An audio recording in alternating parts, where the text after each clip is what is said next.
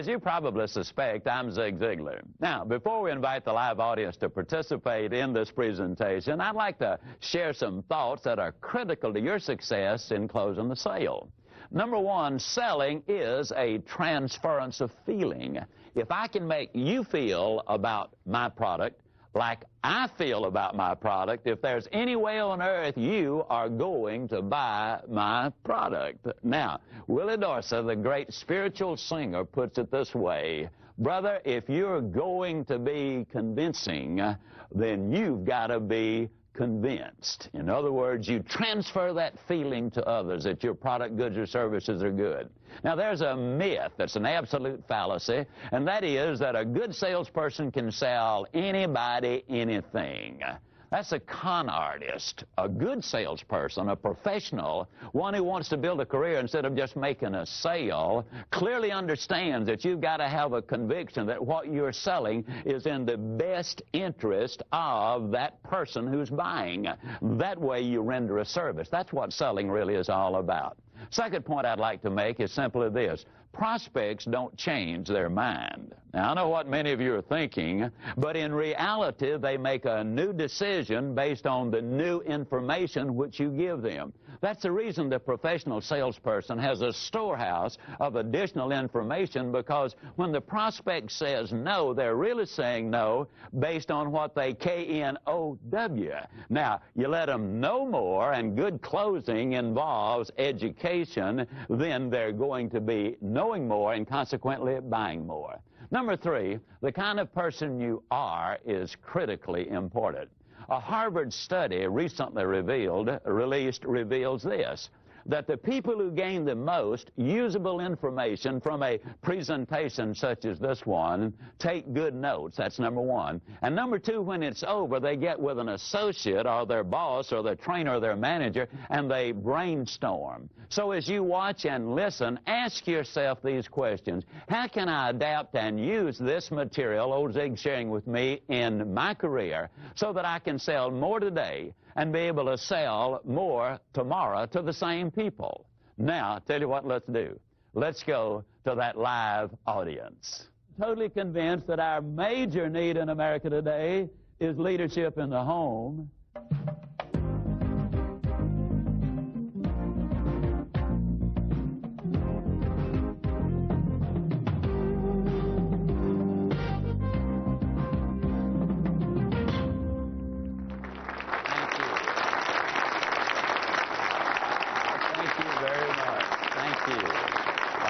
Goodness alive. All right. Okay.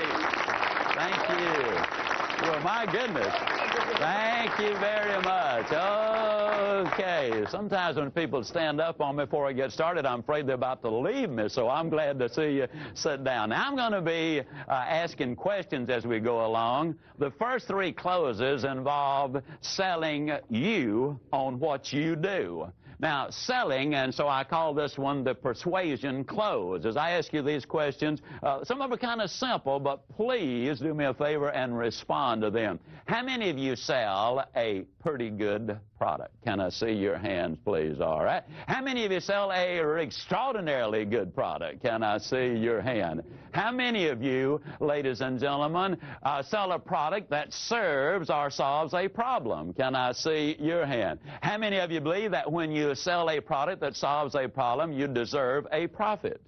How many of you believe that to sell two products that solve two problems, you deserve two profits? Can I see your hand? Okay. In other words, you believe that when you render a service, you deserve to be paid for it. Is that what you're saying? And what you're saying is, the more people I help, the more problems I solve, the more profit I deserve. Isn't that really what you're saying there? Okay, now I don't want to put words in your mouth because that's not sanitary.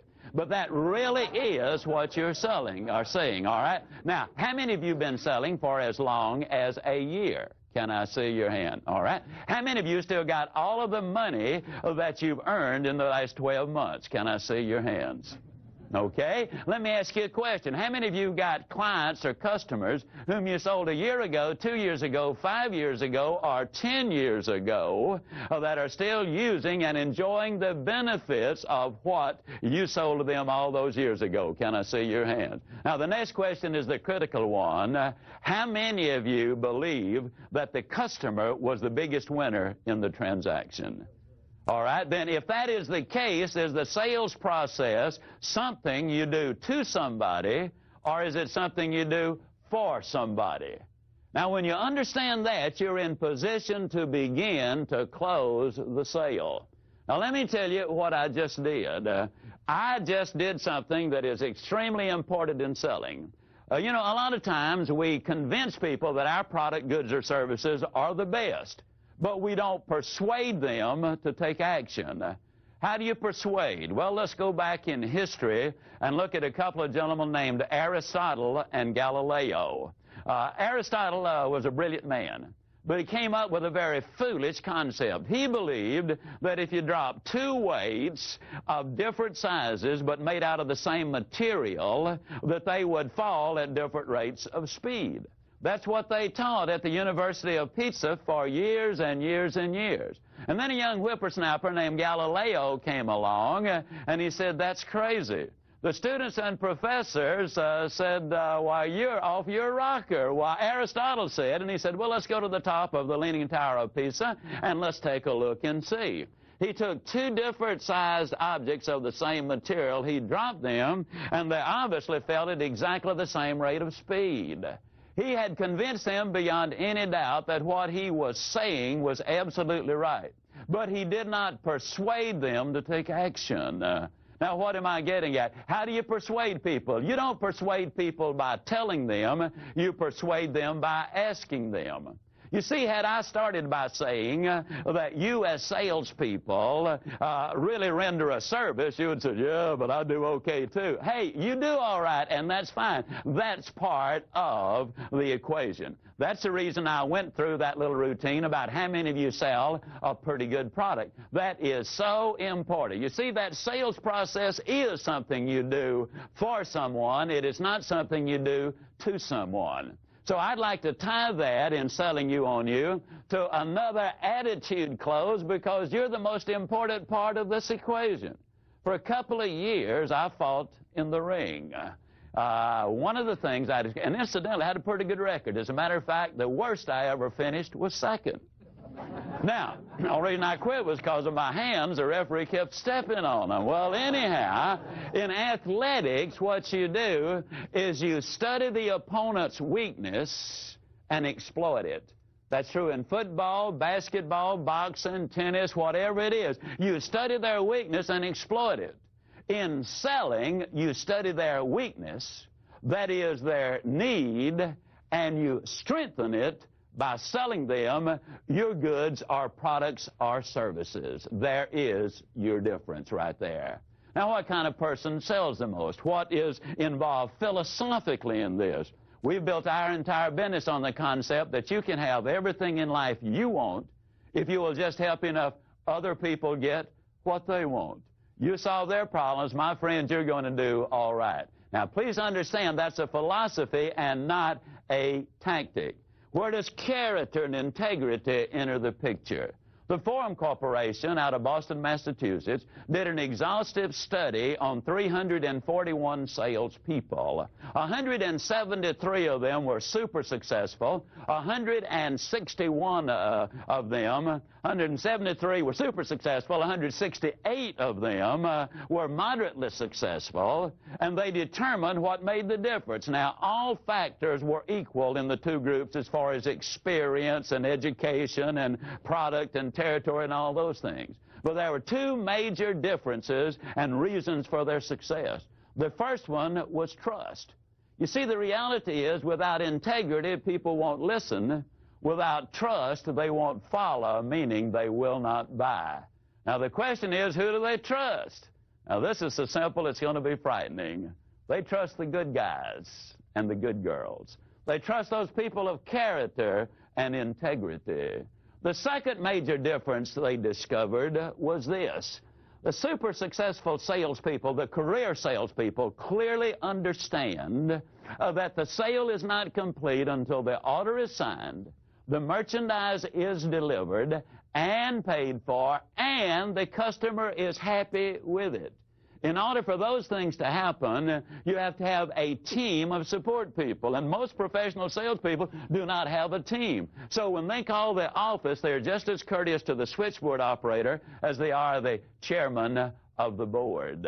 They're just as nice to the file clerk and shipping clerk and collection lady or person as they are to any of the executives in the company. And they become a team, and everybody understands then that they're involved in the sales process. Now let's look at what I call the three-question close to kind of begin to tie some of these together.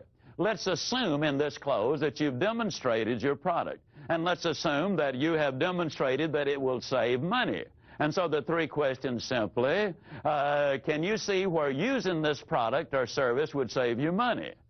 Question number two, are you interested in saving money? And question number three, when do you think you ought to start saving the money? Now, exactly the same question will go with time and work and health. Can you see where this would be good for your health? Are you interested in taking care of your health? If you were ever going to start taking care of your health, when do you think would be the best time to start? That's the immediacy, having them into action right now. I'll give you a specific example of how that works. Don Jarrell from Garden Grove, California, represents a very fine, accredited vocational college. A man and his three daughters came in to consider enrolling in the college. The enrollment fee was roughly $16,000. Now, that's a pretty nice little piece of change. But Don had already determined that the man could well afford it, so he knew that price was not the problem. But he knew in order to persuade him to take action, he had to ask him questions that would lead him to the decision table, not run him or force him at the decision table. So we asked him very simply, do you invest in the stock market? The man said, well, as a matter of fact, I do. Then he said, do you consider the funds needed to put your daughters through school an investment or an expenditure? Now, I want you to notice he's tying the head and the heart together. Now, let me emphasize a point. People do make emotional decisions, but if you got some logic behind it, your chances of getting the sale are dramatically higher. Well, the man obviously said, well, I consider it an investment. Then very quietly, Don Jarrell said, and how much are your daughters worth as an investment? Now, what I'm encouraging you to do is to think in terms of adapting these and other questions to fit your product, goods, or services. Now, we look at the alternate of choice close here, and you will see that one will come up a number of times under several different circumstances. But let me encourage you, always think in terms, as I make a presentation or give you a close, think in terms of how can I use this, adapt it, adjust it to fit my particular goods, products, or services? How can I use this to fit my situation? That's the reason that brainstorming and thinking it through is going to be so enormously important. First time I heard of alternate of choice was old Elmer Wheeler many, many years ago. You know, he was a man who said, sell the sizzle and not the steak. Well, the Walgreens Drug Company, back during the Depression, hired him to help boost their sales. Now, in those days, the drugstore part of it, the soda fountain, was an enormously effective tool for bringing people in, and it was a great profit center. Well, in those days, before we had cholesterol, isn't it astonishing in our country today, the land of milk and honey, all we talk about is calories and cholesterol. But anyhow, Wheeler, they used to sell eggs and put them in the milkshakes, you know, in the malted milks and all. Well, in those days, you could buy a dozen eggs for 15 cents. When they put an egg in the shake, they charged them a nickel for it. So instead of asking them if they wanted an egg in it, Wheeler taught them to pick up 2 eggs and simply when they ordered a milkshake or malted milk, say, did you want 1 egg or 2?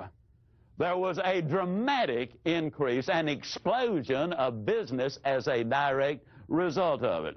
Alternative choice can be used in many ways. Did you want to handle this by check, or do you prefer to pay cash? Do you want to use a credit card, or do you want to put it on our budget system? Now, as you look at these, I'm going to go through a series of questions. Some are alternative choice closes.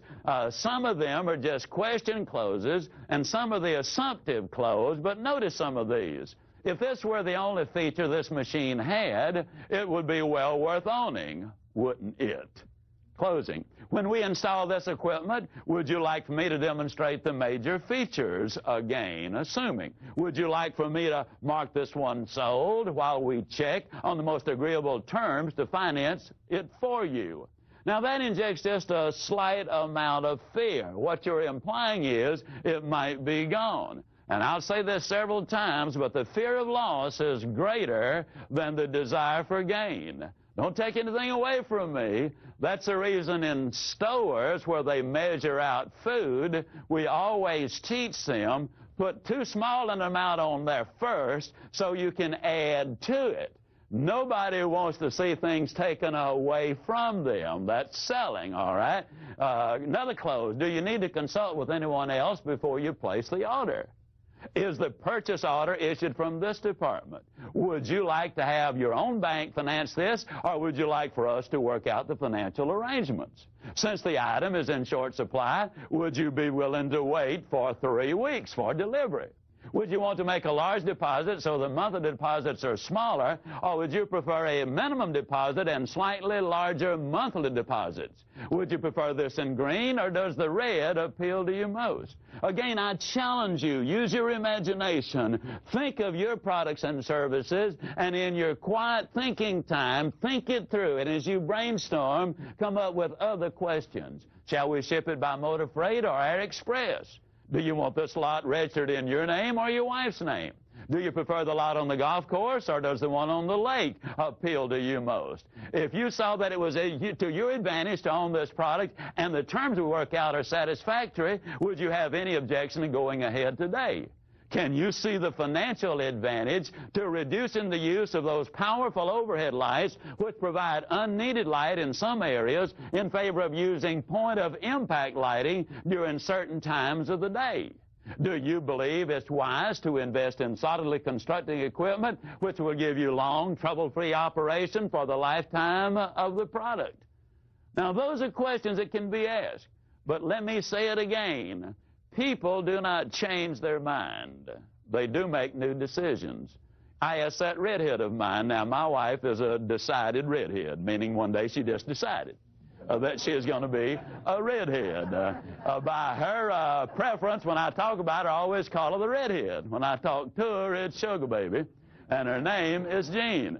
I asked her to marry me, and she said no. I asked her the second time, no. Third time, no. Fourth time, no. Fifth time, no. Sixth time, she said yes.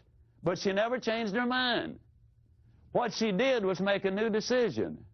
Now, psychologically, you as salespeople need to understand that. When a person says no, and you just sit on them and say, oh, you know you like it, go ahead, you're just irritating them because they've already decided no, and they're not going to change their mind. Now, if you give them new information, which enables them to make a new decision, you see, a wise person changes his mind, and I think everyone knows that, but they change it for a reason, and we've got to give them those reasons. Now, let me give you a specific example as I ask you this, and let me get you to respond. How many of you would give me $100 for an item you absolutely knew was worth only $20? That's foolish, isn't it? All right? Now, understand the sale is made in the mind of the prospect. When they're saying no, in most cases what they're saying is based on what you've told me thus far, I'm not going to give you my big stack of money for the little value you offer me in the product. Now, you give me more value, and I'll separate myself from my money. And so every time you use a new clothes or new information, you build value and value and value and value. And only when the value gets above the price do you have a legitimate prospect. That's where you start closing the sale. Now, let's look at some closes that deal with specifically how to overcome the price objection by using your voice inflection. Now, as a matter of curiosity, how many of you ever get a price objection? Can I see your hands, please? All right. Now, let me say this. When you use the right words and you're selling the right product, and use the right inflection in your voice, then you've got an infinitely better chance of making the sale. Let me say that those voice inflections can completely change the meaning and intent of words. For example, how many of you realize that in the Bible it clearly says that man was born cursing? Did you know that? If you don't believe it, look it up. It's Job 3:1, and it clearly says, and Job cursed the day he was born. Now, the only thing is that little comma is not in there. When you took the comma and put it in, that completely changed the meaning. For example, let's take something like, I did not say he stole her money. Now, those are 8 words, and we can make them say 8 different things with voice inflection. This is why good professional salespeople need a cassette recorder, so they can record their presentation and listen to their voice and listen to that voice inflection. For example, when I say, I did not say he stole her money, that's just a statement of fact. But alter it slightly, I did not say he stole her money. Completely different meaning. Or, I did not. That's a vehement denial. Say he stole her money. Or, I did not say he stole her money. Completely different. Or, I did not say he stole her money. That was a rascal over there that did it. Or, I did not say he stole her money. You know, he's going to put it back. I mean, he's just borrowing it. Or I did not say he stole her money. It was hers that the rascal stole. Or I did not say he stole her money. It was a diamond ring the rascal got. Now, you see, we took 8 words in one sentence, made them say 8 entirely different things.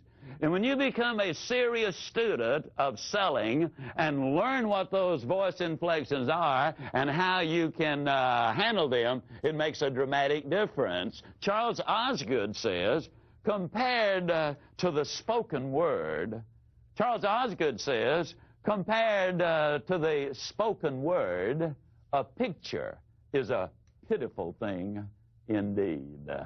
Words move people. They move them emotionally. Now, if you can put the word and the picture together, now we're in business. Now, different prospects will object differently. For example, one prospect might stomp his foot in essence and say, that price is ridiculous. How many of you have ever had somebody, really respond in a manner like that? Another one might say, well, it seems to me the price is a little high. You might have a good old boy down home type fella, and he might say, you folks kind of proud of that stuff you sell, ain't you? Now, they're all talking price, but you handle them in a totally different way. The one who says that price is ridiculous, you don't argue with him. You don't say, no, it's not either. You repeat what they said, but you do it this way. You lower your voice, you look them right in the eye, and simply say, the price is ridiculous? Now, that sounded so simple, but you'll have to hear that a number of times to get that inflection right. What I did at the very end, my voice was rising. And what that does is it physically moves the objection back to the prospect side of the table. You are now selling on offense instead of defense because the prospect now has to defend their statement instead of you justifying the price.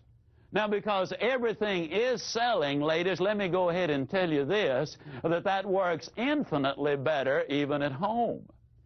For example, let's say that you beat your husband home, and you've had really a tough day, and as he walks in, you greet him warmly, of course, and give him a big old smooch, and then you back up about 3 steps, you look at him and a big old smile and say, honey, did you want to take me to Alamans or Farfallo's for dinner? He might say, I don't want to take you anywhere to dinner. You don't argue with him. You just simply repeat what he said. You don't want to take me to dinner, hon?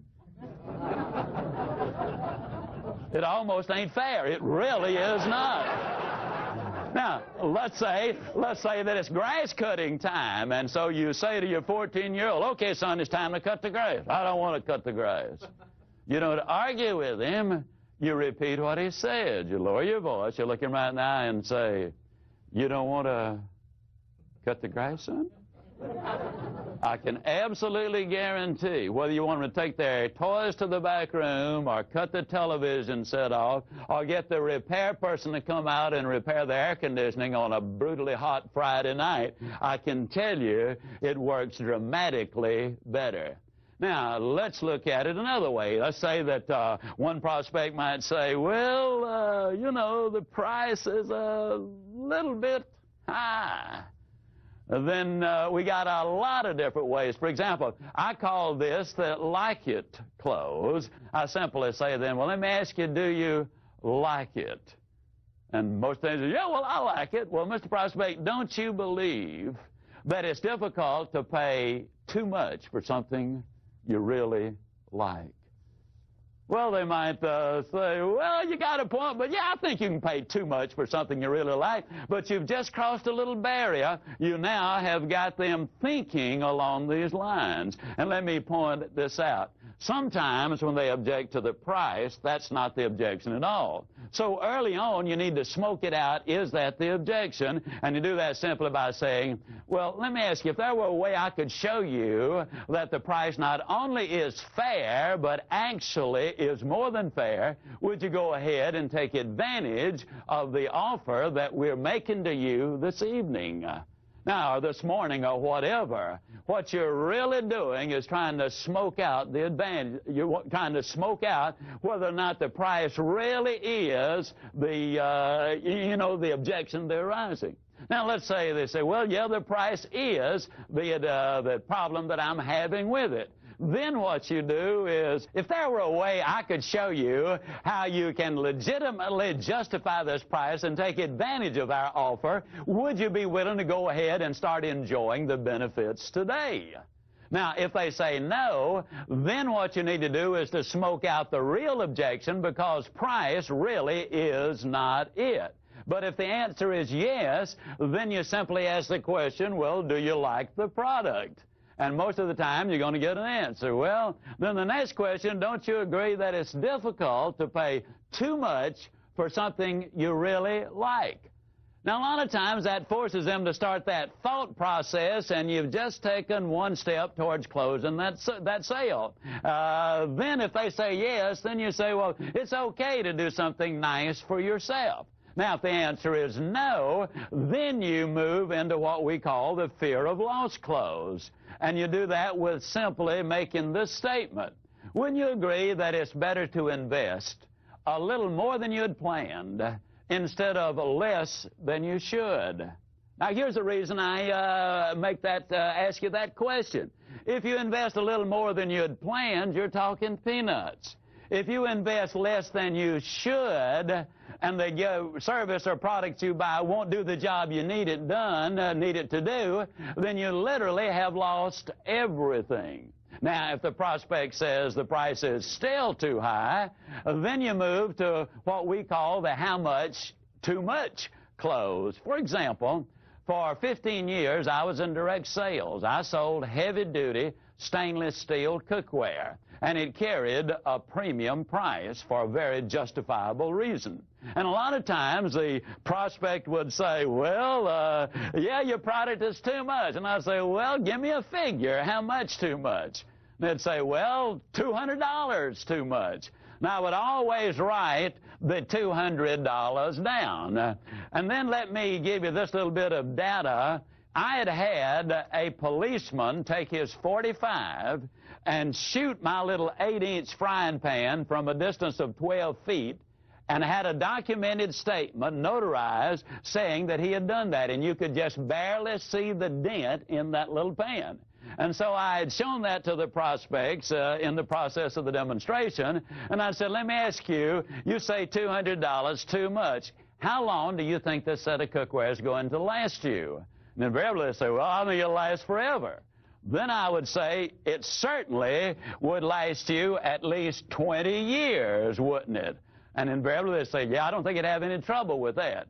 Well, if you invest $200 too much over a 20-year stretch, what that amounts to is about $10 a year. And if you break that into pennies, it means really that for just 3 cents a day, you can go ahead and have the finest equipment that you can get anywhere at any price. Now, if the prospect still objects or still says, well, it's too high, then I would ask him this. I would say, now, let me ask you this question. Do you ever eat out? And invariably, they would say, oh, yeah, we frequently go out to dinner. Then I would simply say to them, well, let me ask you, do you tip the waitress? Invariably, they say, or waiter. They say, oh, yeah, we always tip. Well, this was a number of years ago, and so I would use a lower price. I would say, well, now, how much do you generally tip? And they would say, well, at least $1. Then I would say, well, now, let me tell you what you're giving $1 for. That is to have the food brought from the kitchen and put on the table. You brought the silverware and the china out. They served you water and coffee, but they served. Now, you give her $1 for doing that, or him $1 for doing that. Your wife went to the store. She bought the food. She brought it home. She carefully prepared it. She cooked the meal. She brought it to the table and served the meal. Then she's got to take it up and wash the dishes. Now, remember, this was many years ago before a lot of the ladies were working as they're doing today, and the husband didn't give them much help at all in that kitchen. Most of them still don't give them very much help. But then I would simply say, if you would tip that serve person $1 for bringing the food from the kitchen to the table, don't you think your wife deserves at least 3 cents for doing all of those other things?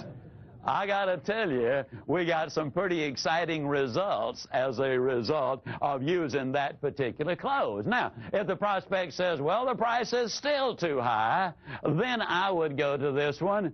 Well, now, let me ask you, are you concerned about the cost, or is it the price that you're concerned about? And a lot of times they would say, well, what's the difference? Now, I would always use, and incidentally, the reason I moved to the board, and what I encourage you to do, anytime you see me use this board to illustrate a point, or use graphics to illustrate a point, that says to you that you need to be letting your prospect see you writing something when you're showing figures. And the reason is we've been conditioned to believe what we see and doubt what we hear. Now, if they see it and hear it, see it as logic, hear it as emotion, you put the two together and you got a better chance of making the sale. So the prospect says, well, what do you mean? Is it cost or price we're concerned about?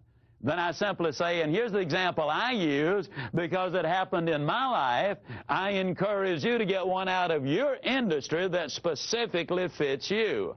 I say, well, now, when my son was 6 years old, we went down to the Swin bicycle place to get him a bicycle. They told us it was $64.95. Well, years ago, that was an enormous price to pay for a bicycle. Just to teach a 6-year-old how to ride, he's going to tear it up anyhow. So I went down to a discount store, and there I priced a bicycle for $34.95. Now, this price is obviously considerably less than that. And again, I'm showing them they're seeing it and hearing it. Now, it was a nice little bicycle. About 60 days later, we went back to that little bicycle store because we wanted to get the handlebars replaced. And they said, well, you know, it's in warranty and not going to cost you anything. Well, 30 days later, we had to go back and get more new handlebars, no longer a warranty, and so now the price is $4.50 higher, and at this point, we have got, let me see, $39.45 invested in that bicycle.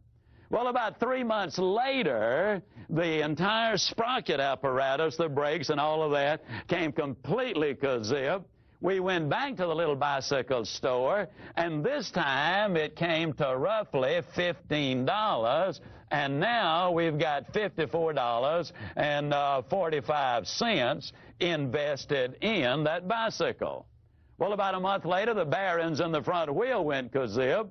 We went back down to the little bicycle store, and they said it'd be about $5. I'd forgotten. I threw in the towel at that point, and I said, no way. Then we went and bought the Swin bicycle for $64.95. My 6-year-old son rode that bicycle. He raised the handlebars, took the fenders off, and made a dirt bike after about 5 years out of it. He rode that bicycle regularly for the next 5 years, and periodically he rode it for 10 years. The only other expense we had, literally, were 2 tires for that bicycle. Now, let's look at what I've just said. The price of this one was considerably more than the cheaper bicycle. The cost of this bicycle right here, for 6 months, it cost us $54.45, or $9 per month for him to ride that bicycle. In 10 years, this bicycle cost $64.95, or the cost was $6.50 per year. Now, Mr. Prospect, let me ask you again. Is it price or is it cost you're concerned with? Now, the reason I stress that so strongly is simply this. A lot of people can beat us on price, but nobody can beat us on cost. And since price is a one-time thing and cost is a lifetime thing, don't you really want the best possible lowest cost that really is effective? Now, let's say you don't have time to do all of those things as far as dealing with price. Let's say you're at a counter somewhere and you've only got a few seconds to make the sale, and the prospect simply says, well, the price is a little high, and you just have that one moment. You look your prospect right in the eye, and you simply say to them, you know, Mr. Prospect, many years ago, our company made a very basic decision. We decided that it would be easier to explain price one time than it would be to apologize for quality forever. Now, I'll bet you're glad we made that decision, aren't you? I'm telling you, folks, I've sold a lot of merchandise with that particular close. It really does work. Let me emphasize a point. People do make emotional decisions. For example, we griped and complained when they started making us wear our seat belts in automobiles. I've never heard anybody gripe about wearing a seat belt in an airplane. And yet the truth is, if you have a wreck in a car with your seatbelt on, the odds are 3 to 1 that it's going to prevent more serious injury, perhaps even save your life. Now, on an airplane, 30,000 feet up, you got your seatbelt fastened, and that sucker comes down. I'm here to tell you that seatbelt's not going to do you any good at all. We do make emotional decisions. Now, again, if we can put emotional and logic together, we're going to be in business. Eb Jackson from Tucson, Arizona, is in the life insurance business, and he was telling me he used this very specific close to make the biggest sale of his career. And incidentally, he said he was kind of dragging bottom at that particular point. He called on this couple and made the presentation on the biggest contract he had ever offered. And the objection they brought up was simply the price is too high. And then Ab simply looked at them and lowered his voice and said, many, many years ago, our company made a very basic decision. They decided it would be easier to explain price one time than it would be to apologize for poor service for the rest of your life. I'm glad they made that decision, Mr. Prospect, and I'll bet you are too. Ab said it worked beautifully. Now, I'd like for you to please understand this. Every close won't work for everybody selling everything.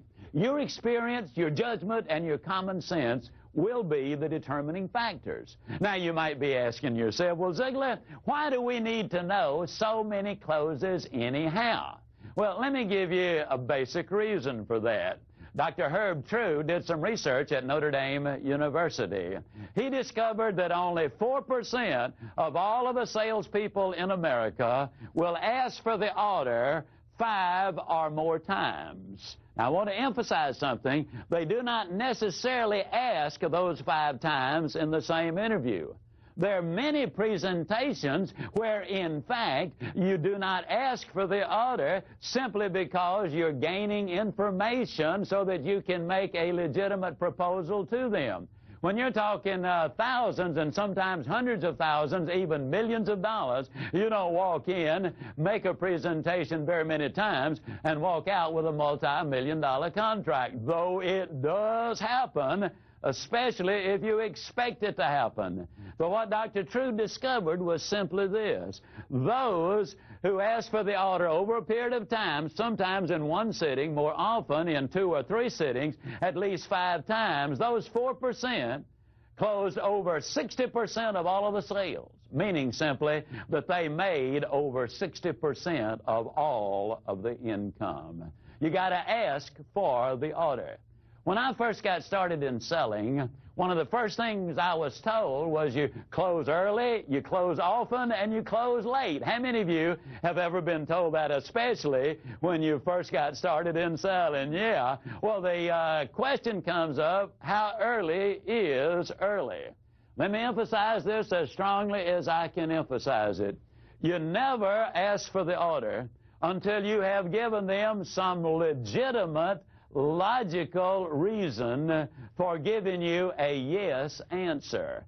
If you've not given them value before you ask for the order, you come across as a high-pressure type salesperson. I want to get this over and move on to the next prospect. Now, that's one of the reasons you give that value first, because once the prospect has said no, a little barrier goes up. You can get over it, but it is more difficult than if the barrier had never been raised. So give value before you ask for the order. And that leads us into what I call, is that fair enough close? You do build that value before you ask for the decision. But let me simply say this. It's okay, it's even wise to let the prospect know in advance, maybe, that you're going to ask for the order. For example, years ago, things were slightly different than what they are today.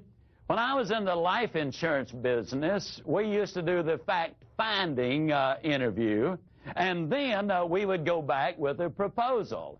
And I would always have it in a beautiful folder. And when I went back, then I would take the proposal like so, and I would say, I have prepared a proposal for you. Then I would pull out a plain sheet of paper like so. And this is where I'm saying it's okay, it's even wise, particularly if you can go ahead and if you've done a lot of research before you get there, and let them know in advance you're going to ask for the order. So I'd pull out this sheet of paper and I'd say, now, Mr. and Ms. Prospect, as you can see, I got a plain sheet of paper. There's obviously nothing there to explain. There's nothing there that you would not understand, because there's nothing there. Here's a promise I'm going to make you. I'm going to promise you that when I finish this proposal to you, that it's going to be just as clear, just as plain as that blank sheet of paper is at this moment. And if it is that clear, and if it is that plain, then I'm going to ask you, if you see it is in your best interest to go ahead, I'm going to ask you this evening or this morning or whatever to make that decision. Is that fair enough? I'd like to inject a little extra right here. I would like to inject a close I call simply the "you've got an answer for everything" close. Now, here's what I mean. Sometimes you've answered several objections, and you've impressed the prospect with just how much you know about what you're talking about. And so many times, half in admiration and half in exasperation, the prospect will look at you and say, well, it doesn't make a difference what I say. You've got an answer for everything. How many of you have ever had somebody say that to you, all right? You're that close to making the sale, but you're that close to missing it. If you modestly admit that you were #1 in the region last month, you just blew it. If a prospect says that, regardless of whether it's in admiration or exasperation, you quietly look them in the eye and you say to them, well, you know, I really appreciate that comment. I'm going to take it as a compliment. But the truth is there are many things I do not have the answer for. That's one of the reasons that I'm so excited about selling a product or service, which is the answer to your problem. And that's what you really want, isn't it? You convert it, you've now made it a very positive close. A number of years ago, I was traveling through St. Louis, Missouri. I was changing planes, had a little extra time, looked down at my shoes, realized I needed a shoe shine. Walked into the shine stand. Young man escorted me to my seat. He made the change for his previous customer. I had a chance to look at the prices of the shoe shine. 75 cents, this was about 12 years ago. 75 cents was the regular shine, $1 was the wax shine, and $2 was the spit shine. Well, I figured I'd get the regular shine for 75 cents, tip the guy a quarter, and I'd be on my way. He came to me, and incidentally, I called this the shame close. He came to me, and he said, which one? I said, regular. Now, you're talking about voice inflection. The young man backed up and said, regular. Well, I knew right then I was in for an unusual shoe shine, but I wasn't about to let that guy get the best of me, so I said, yeah, you guys do such a marvelous job here. I know it's going to be fabulous, and I'll be on my way. Well, the guy didn't say a thing, didn't even grunt. He just started putting the saddle soap on my shoes, and he started cleaning them. And as he did, he said, man, these are really nice shoes. He said, what kind are they? I said, well, they're ballast. He said, boy, he said, they're nice. He said, I bet they're comfortable, aren't they? I said, they ought to be. He said, cost a lot of money. I said, do they ever cost a lot of money? And he went on cleaning the shoes, you know. Then he reached up and he felt the pant leg. And he said, man, he said, that is really a nice piece of cloth. And I said, well, it ought to be, too. He said, what kind is it? And I said, well, it's a Hickey Freeman. He said, man, those suckers cost a lot of money. I said, yeah, I know they do, but this one's got some special cloth in it, makes it even more expensive. But I've already been wearing this suit about 5 years, and you still can't see any problem with it. Well, he said, man, he said, that's nice. And then he started the shining process, and he was just a shining away, and he was a popping, you know, and when they're popping, that's not shining. I shine shoes in the Navy. I know when you're shining shoes. That's a sales talk. He's trying to attract the crowd from outside. So he was just a popping away, and all of a sudden he backed away, and he looked me right in the eye, and he said, you know, this seemed like a shame. Man will spend over $100 on a pair of shoes. Spend several $100s to get a nice suit of clothes. And all he's trying to do is look nice. Then he won't spend another $1 to get the best shine in the whole world.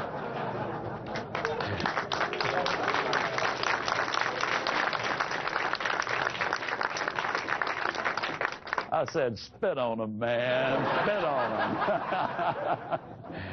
Well, now, folks, you know, when you get a 75-cent shine, a 2-bit tip, that's fine. But when you got a $2 shine, nobody with class gives a 2-bit tip.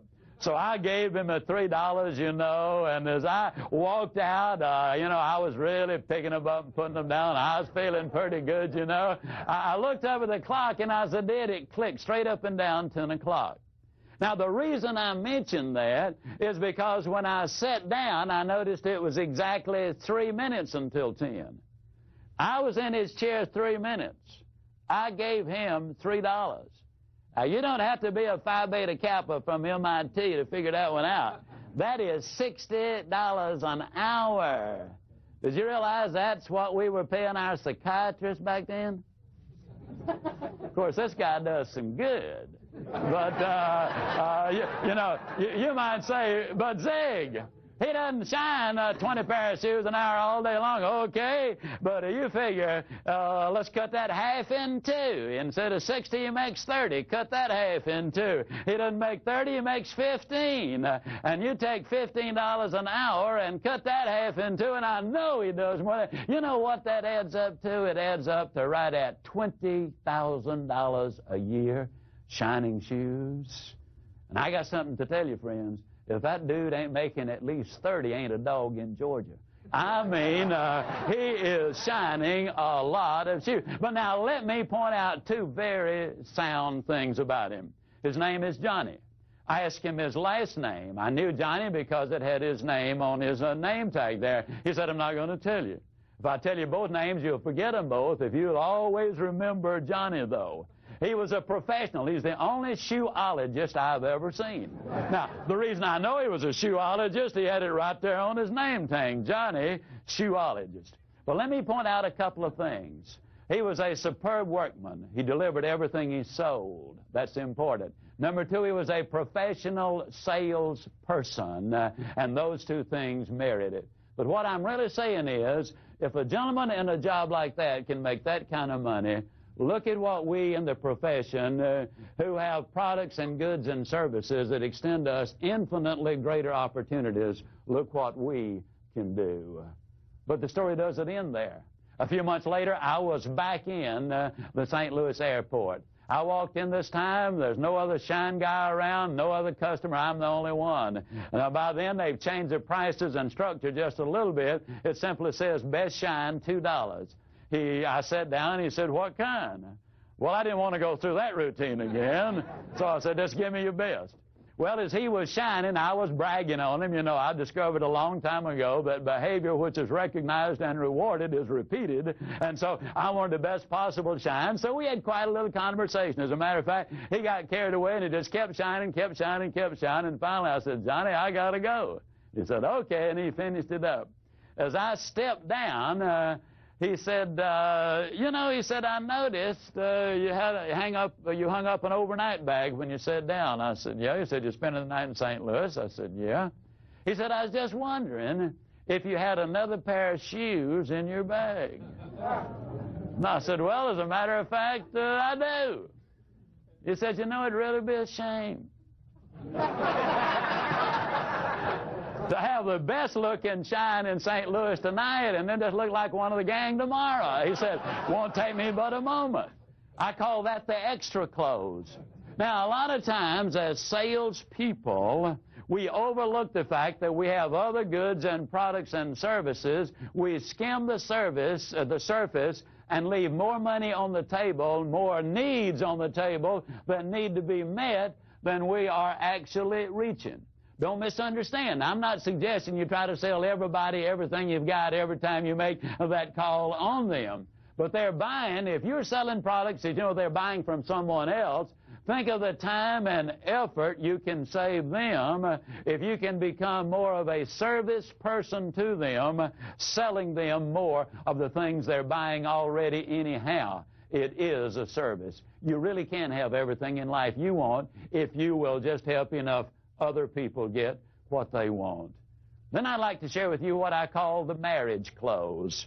I was in the insurance business. One of the things used to frustrate me, I'd spend a lot of time preparing a proposal and making the presentation.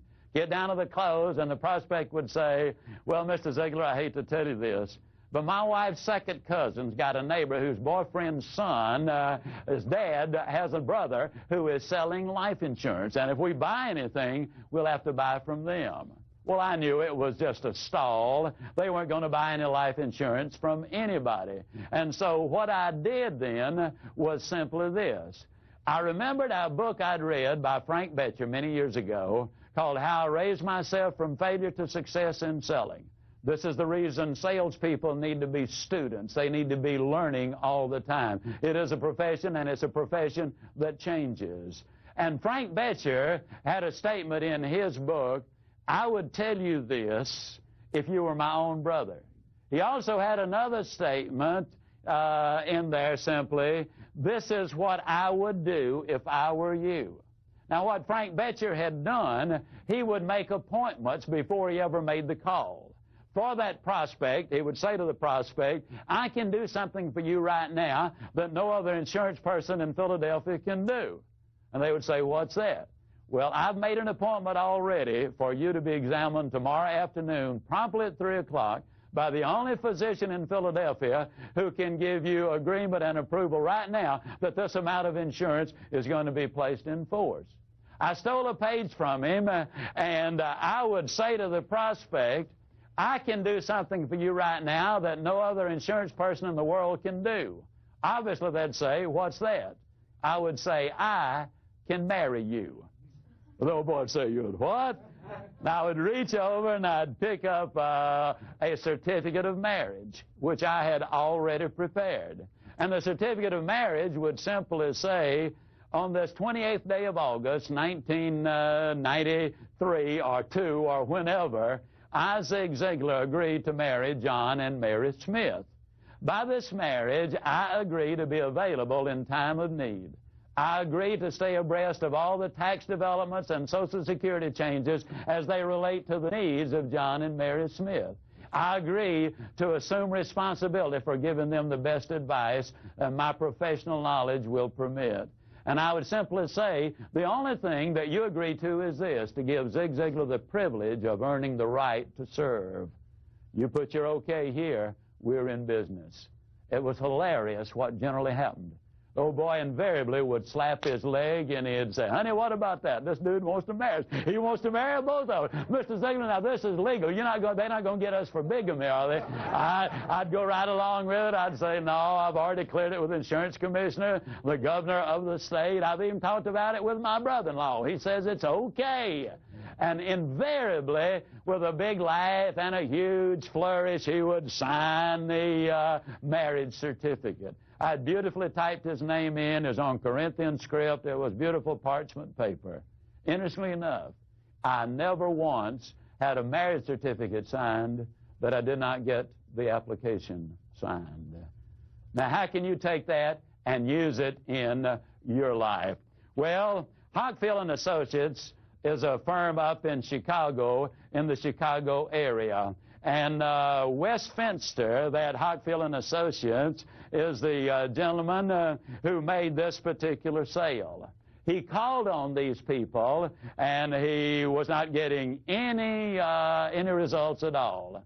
They sell private labels of various products to company, and here were the terms of agreement. When you buy a private label program from Hockfield & Associates and the Nice Pack Company, you also buy me. I am literally going to be married to the Shopco account.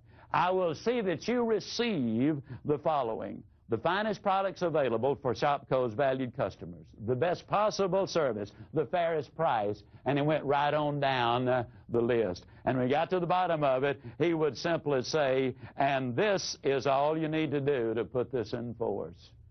First year, they sold over $500,000 worth of merchandise. They'd been calling on them for years. I've had any number of clients to say, this works. See, the marriage indicates that you're not going to hit and run, that you're going to be a permanent person with them. It ties it together. The marriage close has worked and works well. There's no such thing as a little sale. But it is safe to say that we will miss 100% of all of the sales we don't ask for.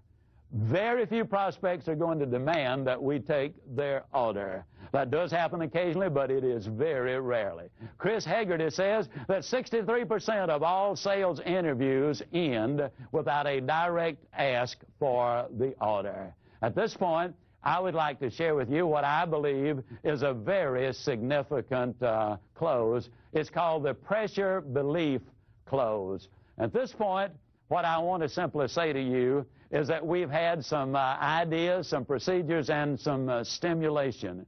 But when I talk about a pressure belief close, it happened in Australia. I was with my friend John Nevin. He was with World Book Encyclopedia. He told me of what happened to him when his career first got started as a World Book salesperson, and he went on to become the managing director. Called on a little German couple. They really were more like grandparents. They'd been in Australia a very brief time. Their English was not real good. The little lady was 51 years old. She had given birth to their one and only child when she was nearly 45 years old. A very little short lady. Had language difficulty. He called on them at roughly 9 o'clock in the evening. It was way past midnight when he left with the order. As he started to leave, she put her hand up on his shoulder. She had walked him through the front yard because they had a vicious dog, got him outside the gate. She reached up and put her hand on his shoulder. And I can't emulate that guttural German accent, but in essence it went like this. Thank you. Thank you, young man, for stay with us till we know what these books do for our boy. Thank you, thank you, thank you. Pressure belief is simply this. It's when you believe so fervently and so completely that that prospect is going to benefit the most by buying from you, that you are willing to kind of put your ego on the line. You're willing to take a slight risk, even on occasion of offending someone, by asking for the order again. Now, let me stress something. You got to do it pleasantly. You got to do it politely. You got to do it professionally. You must, by all means, do it with that person's interest at heart. But if you really believe they're the winner, you will become so professional in what you do. You will learn so many closes that you will be able, basically, to go forward with the conviction that you are rendering them a service. Now, only experience, judgment, and common sense will dictate to you what is the proper time and what is the proper amount. You'll never get experience by listening to a trainer or watching one of the videos, which I do. You will get ideas. You will get techniques. You will get procedures. Now, if you really want to build a sales career and substantially improve your sales, it's time to go to work. I encourage you not only to read, but to study Secrets of Closing the Sale and my other book, Ziglar on Selling. Now, the reason I say that is this. You can learn a lot of closes and procedures and techniques, but unless you understand the philosophy and the psychology behind them, you will only be partially as effective. You will need to read the exact words many times. There are literally over 140 closes and over 800 questions in these two books that will help you to lead people to those decision tables. And then in order to get the voice inflections down, we have made audio cassettes of each of these videos, and while you're in your car, you need to be listening to them over and over and over. The SMEI International, Sales and Marketing Executives International, says the average professional salesperson spends 510 hours a year in the automobile. That means you literally can make it your sales university. You can learn procedures and techniques. You will really be able to make it a part of you so you can automatically and instinctively respond. You also are going to need to work very much with your manager, your associate, or your trainer. If you're one of these people who happens only to be working independently by yourself, I encourage you to get in front of the video, look it over, take those notes, and then start compiling your own ideas to go along with the specifics that we are presenting here. The reason I want you doing all of these things, when you see something, you'll remember it. When you hear it, you forget it. But if you see it and hear it and do it, you'll understand it. that means you will close more sales. So if you do that, I can close as I always close by saying, you do these things, and I'll see you. And yes, I really do mean you at the top. Thank you, and God bless you. Thank you.